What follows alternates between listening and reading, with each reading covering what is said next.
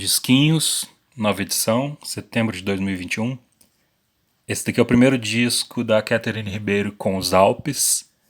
É de 1970. Muita gente diz que ela é brasileira, mas ela não é brasileira. Ela é francesa, mas é filha de portugueses. Inclusive ela canta alguma música em português em algum disco dela aqui.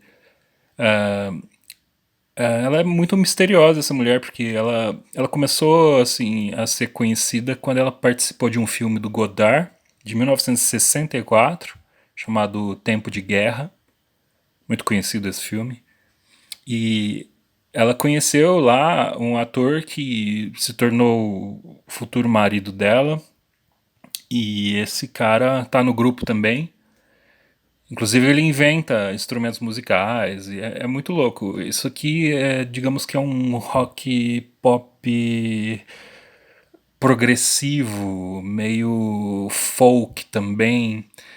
E é como. Muita gente compara ela com a Nico.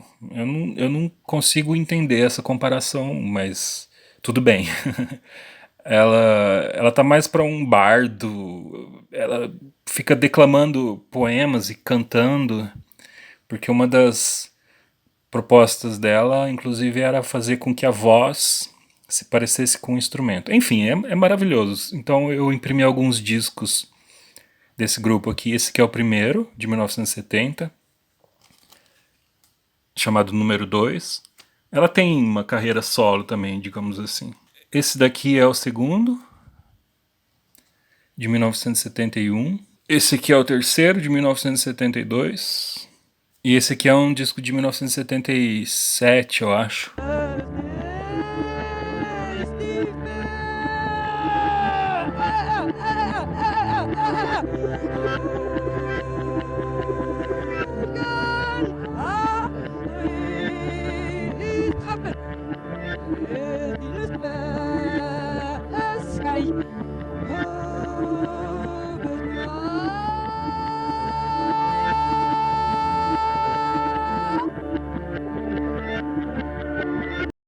Esse daqui é o primeiro disco do Alicia Cosmos. Eu já falei desse grupo lá na edição passada, na qual eu tinha imprimido o segundo disco deles.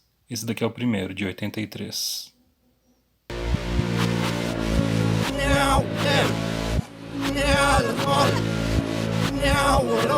Esse daqui é um disco chamado Bringing Up Baby, de Musique Concrète.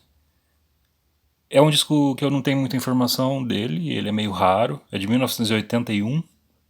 E é um disco de música eletrônica industrial, experimental, daquele jeito, né? Cheio de atmosferas oníricas, soturnas e horripilantes, e psicodélicas e sombrias e surreais e tudo mais.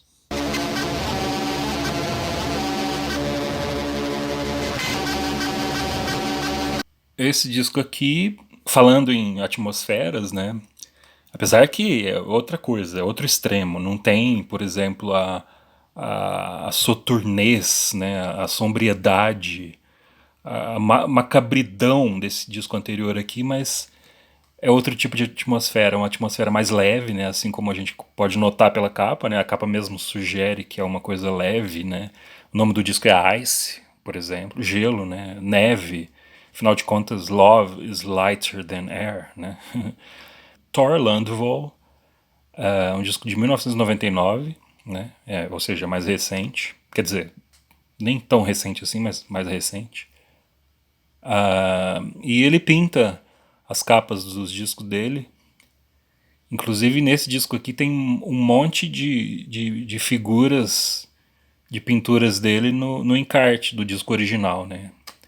Mas eu imprimi em miniatura aqui algumas coisas.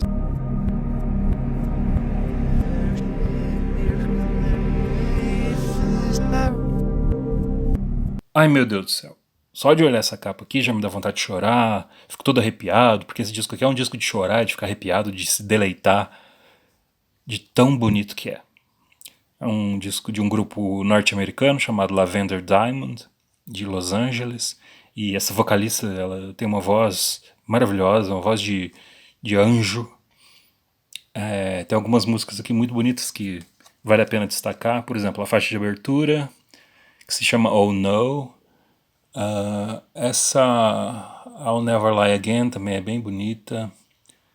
Essa outra que My Shadow is a Monday também é bem legal. É um disco de 2007 e, meu Deus.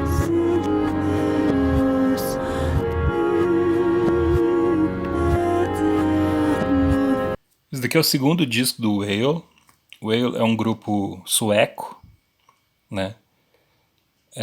O primeiro disco deles é bem legal também, que é o We Care, que eu tenho lá, qualquer hora eu mostro aqui também. Tem vários hits ali, como por exemplo Hobo Humping Slow Babe, I'll Do Ya, I'm Cold. Mas esse disco aqui é bem diferente do primeiro. Esse disco aqui tem algumas músicas legais, tipo Deliver the Jice, que eu acho que é meu preferido desse disco aqui.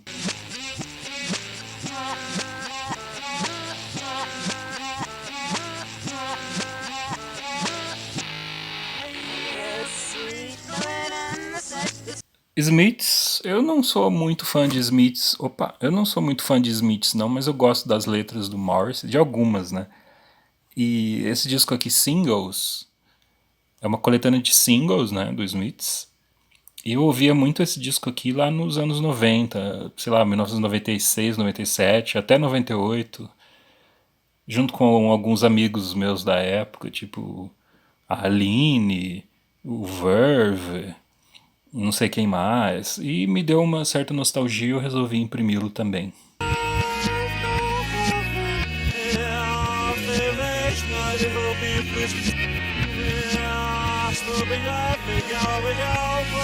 Esse daqui é o primeiríssimo disco do Magnetic Fields, de 1990, chamado Distant Plastic Trees.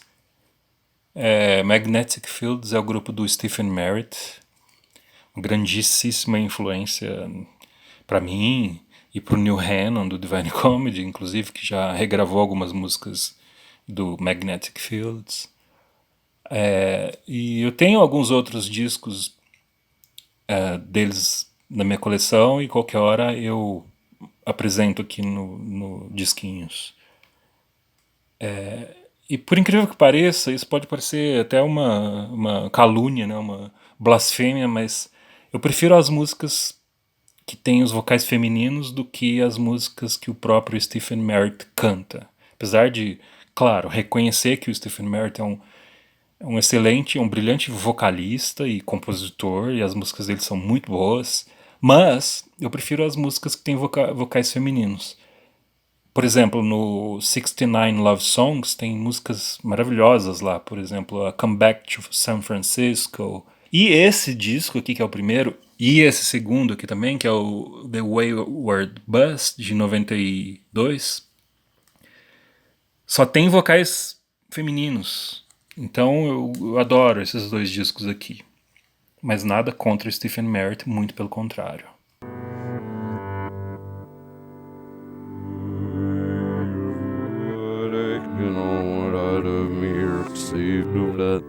Ainda em Magnetic Fields, esse daqui é o Get Lost.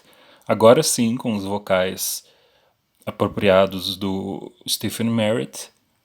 Esse disco aqui é de 94 ou 93, eu acho.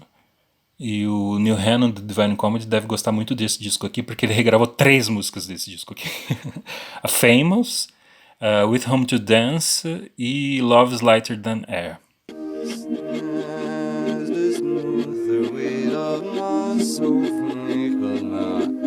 Olha, esse daqui é um box, né? É uma caixa de 5 CDs. Sim, tem 5 CDs aqui dentro. Eu dei um jeito de encaixá-los aqui dentro. Coube. Ficou meio gordinha a capa, mas não tem problema.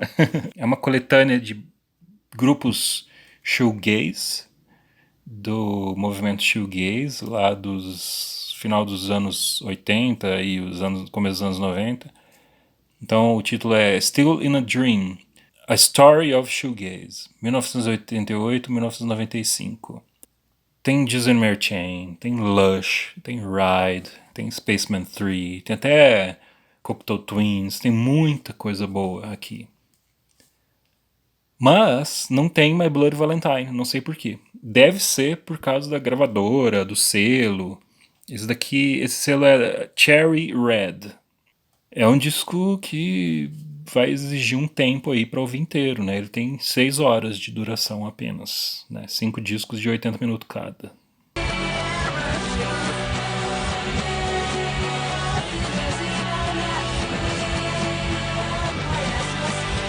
Para finalizar, do mesmo modo, esse daqui é um box, né? Uma caixa, também com 5 CDs, que eu enfiei tudo aqui dentro.